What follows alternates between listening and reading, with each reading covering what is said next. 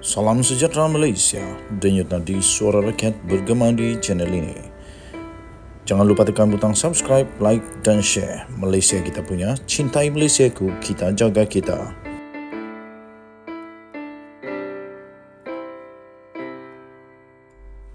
Salam sejahtera Malaysia, denyut nadi suara rakyat bergema di channel ini.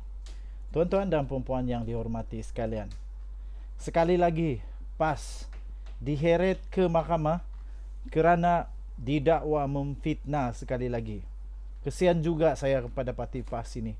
Sikit-sikit kena bawa pergi mahkamah, sikit-sikit kena dakwa kerana memfitnah.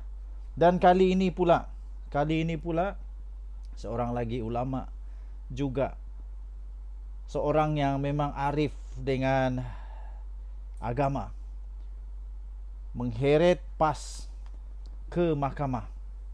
Tapi sebelum itu saya ingin ucapkan bilion terima kasih kepada semua yang sudah tekan butang subscribe, like dan share. Bagi yang belum tekan butang subscribe, tolong tekan butang subscribe kerana ianya percuma. Dan bagi yang ingin join member, dipersilakan kerana kita mengalu-alukan anda semua. Dan bermula pada minggu ini, kita akan hubungi orang-orang ataupun member-member yang terpilih untuk kita minta alamat untuk kita hantarkan goodies, souvenir, t-shirt, topi, keychain, stiker, banyak lagi. Kerana didakwa menyokong LGBT, Mujahid membuat keputusan untuk mengheret PAS ke mahkamah. Apa sudah jadi dengan PAS ni? Balik-balik kena heret pergi mahkamah. Kesian juga saya.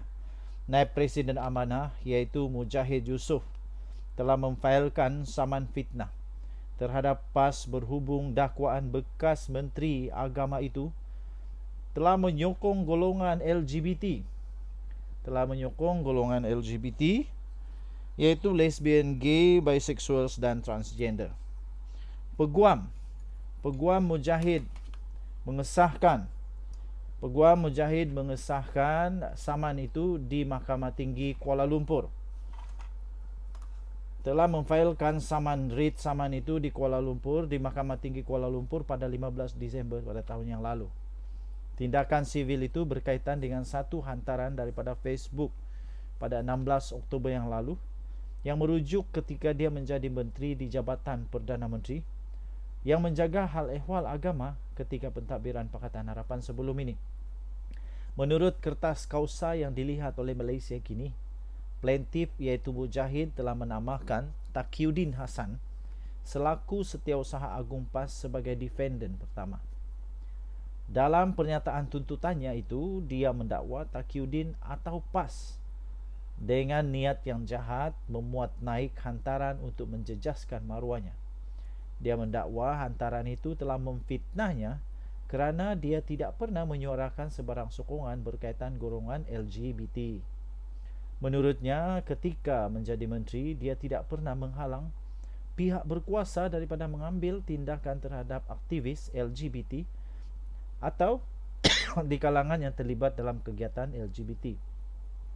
Menerusi writ saman yang difailkan itu, dia memohon supaya mahkamah untuk mengarahkan Taqiyuddin atau PAS membuat permohonan maaf secara terbuka dan disiarkan dalam akhbar harian Bahasa Malaysia serta laman Facebook parti itu dalam tempoh 14 hari selepas mahkamah membuat keputusan.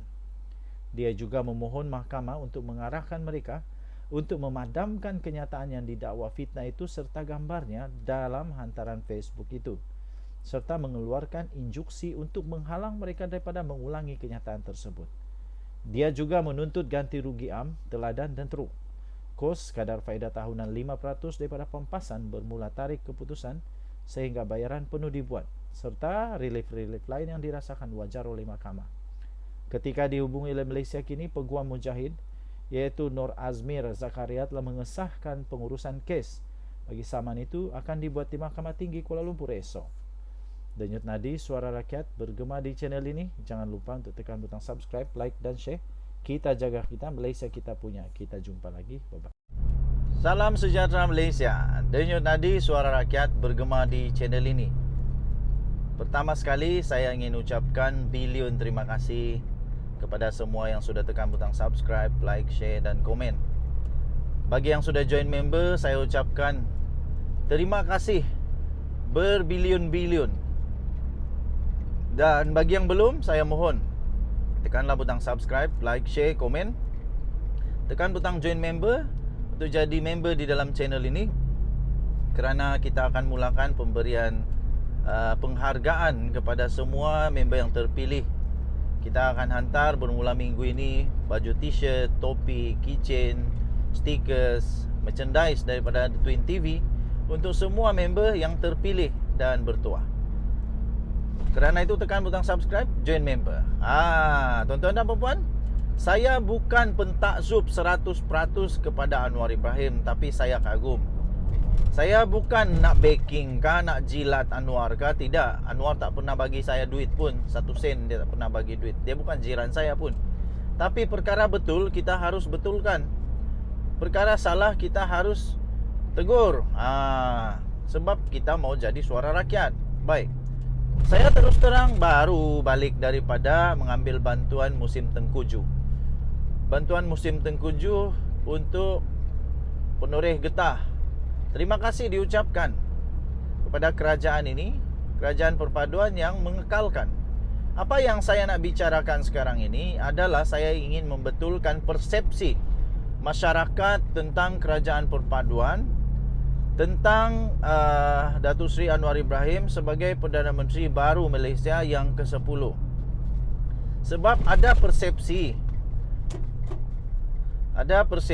yang menakut-nakutkan dulu, iaitu ialah setiap pilihan raya mesti orang kampung takut. Kalau tukar Perdana Menteri, kalau tukar kerajaan, nanti bantuan-bantuan pun akan diberhentikan.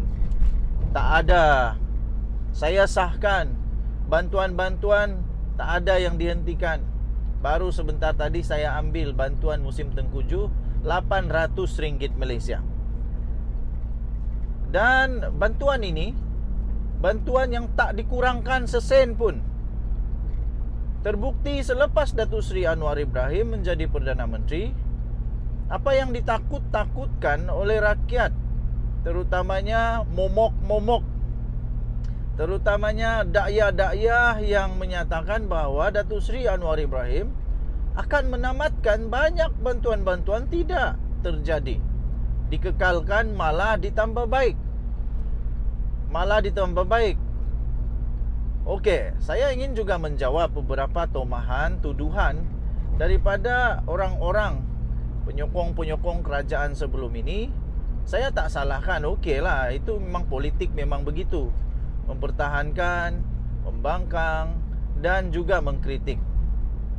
Ramai pengkritik-pengkritik politik yang tidak tahulah berstatus profesional kah atau berstatus kampung.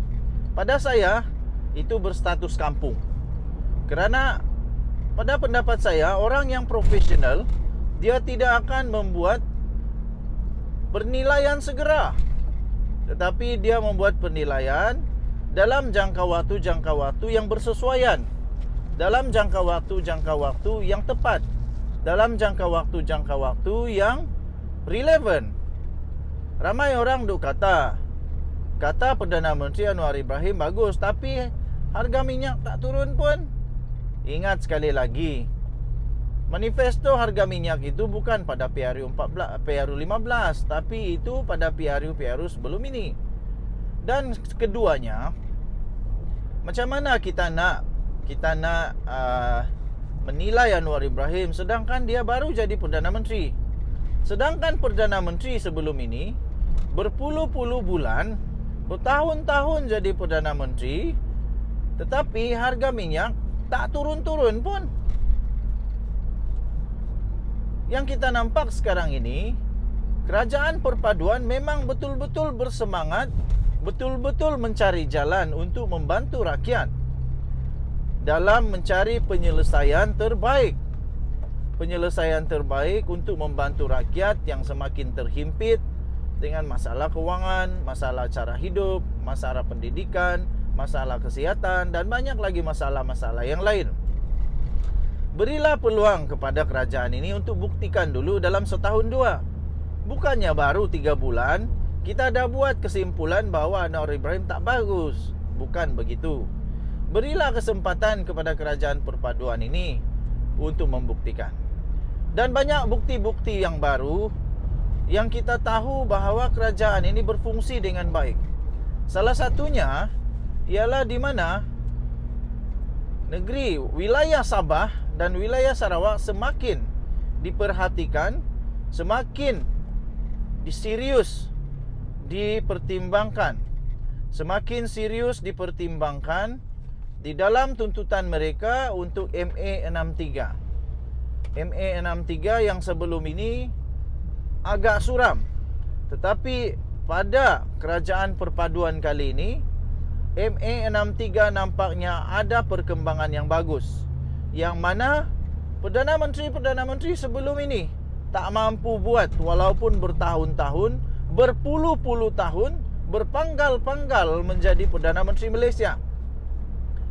Tuan-tuan dan puan-puan, kita juga melihat bagaimana kerajaan perpaduan ini sungguh-sungguh berusaha untuk mengelakkan ketirisan, sungguh-sungguh berusaha untuk menjimatkan kewangan negara supaya dapat dikembalikan kepada rakyat. Dan kerajaan perpaduan ini tidak melebih-lebih di dalam memberikan pengumuman keadaan kewangan semasa negara. Tidak seperti kerajaan Pakatan Harapan yang dulu itu diterajui oleh Tun Dr. Mahathir Mohamad, di mana negara Malaysia dikejutkan dengan satu pengumuman yang bagi saya agak menakutkan, mengejutkan. Kata Malaysia ada hutang triliun, lepas itu kita juga hampir bankrupt lah, macam-macam lagi. Tapi kerajaan perpaduan ini bersifat sederhana dan bertoleransi. Kita juga melihat bagaimana Datuk Seri Anwar Ibrahim telah memberhentikan perbelanjaan tidak patut kerajaan. Contohnya sambutan-sambutan yang tidak patut untuk membazir berjuta-juta duit rakyat. Tidak perlu sampai terlalu melebih-lebih. Dan sebagai contoh yang saya kagum, yang ini saya kagum, bukan saya takzub, tapi saya kagum dengan Anwar Ibrahim, yaitu buat pertama kalinya Perdana Menteri Malaysia tidak seperti Perdana Menteri sebelum ini pada sambutan tahun baru, ambang tahun baru. Tidak ada sambutan dengan bunga api semua tu yang membazir, kerana kita memerlukan wang untuk membantu rakyat. Tetapi Anwar Ibrahim melakukan perkara yang betul-betul tepat dilakukan oleh seorang pemimpin yang berwibawa, iaitu membawa negara Malaysia kepada Tuhan Yang Esa dulu. Berdoa supaya Malaysia diberkati, dirahmati. Dan kita juga tahu bahawa sambutan-sambutan Perdana Menteri di negeri-negeri, di tempat-tempat yang lain juga tidak disambut seperti Perdana Menteri yang lain dengan penuh protokol yang berlebih-lebihan. Malah ada satu video yang saya nampak TikTok, di mana Datuk Seri Anwar Ibrahim berjalan dengan sederhana, tegas, pantas, cepat, bukan di atas red carpet. Kerana Datuk Seri Anwar Ibrahim bukan manusia red carpet. Dia tidak peduli tentang red carpet. Yang dia peduli adalah tentang rakyat. Kemudian bantuan-bantuan yang lain juga dikekalkan. Bantuan sara hidup dikekalkan. Bantuan-bantuan yang lain dikekalkan. Ini menunjukkan bahawa kerajaan ini bukan kerajaan yang zalim seperti yang diwar-warkan oleh setengah pihak. Tetapi kerajaan ini sedang cuba untuk memperbaiki keadaan rakyat. Negeri Sabah juga pula telah mendapat kuasa autonomi, kuasa sendiri untuk projek-projek 50 juta dan ke bawah. Tidak perlu kerajaan persekutuan, tidak perlu birokrasi daripada kerajaan persekutuan, tapi hanya diberikan keputusan di peringkat negeri sahaja. Ini belum pernah berlaku. Banyak lagi tuan-tuan dan puan-puan, kalau saya senaraikan satu persatu, banyak lagi yang sedang diusahakan, yang sudah dilaksanakan oleh kerajaan perpaduan ini. Jadi kerana itu saya ingin nasihatkan kepada semua rakyat, jangan dimakan, jangan ditipu oleh momok-momok yang ingin sangat menghakimi, ingin sangat membuat penilaian segera, penilaian secara serta-merta tanpa melihat kepada situasi dan relevan semasa. Beri masa kepada kerajaan ini. Saya sendiri, saya beri jaminan. Saya sendiri, tuan-tuan dan puan-puan, sebagai penganalisis dan juga pemerhati politik negara Malaysia, saya sendiri memberikan jaminan. Mari kita bersama-sama menilai kerajaan perpaduan ini. Sekiranya setelah 4 tahun, 5 tahun, kita beri mereka peluang dan tidak ada sebarang perubahan yang kita boleh banggakan, sebarang perubahan yang dijanjikan seperti di dalam manifesto pilihan raya. Sekiranya tidak ada, mari kita sama-sama. Saya sanggup untuk menjadi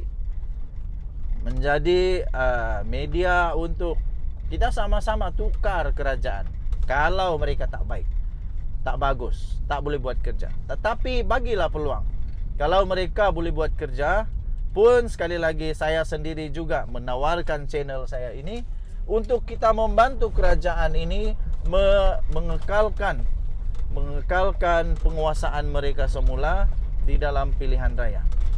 Jadi kita beri peluang kepada kerajaan ini. Denyut nadi suara rakyat terus bergema di channel ini. Jangan lupa untuk tekan butang subscribe, like dan share. Saya dah sampai tempat memancing. Saya memancing dulu. Tenang-tenang. Kita harus hidup dengan tenang, jangan tertekan. Denyut nadi suara rakyat bergema di channel ini. Jangan lupa untuk tekan butang subscribe, like dan share. Kita jumpa lagi. Bye-bye.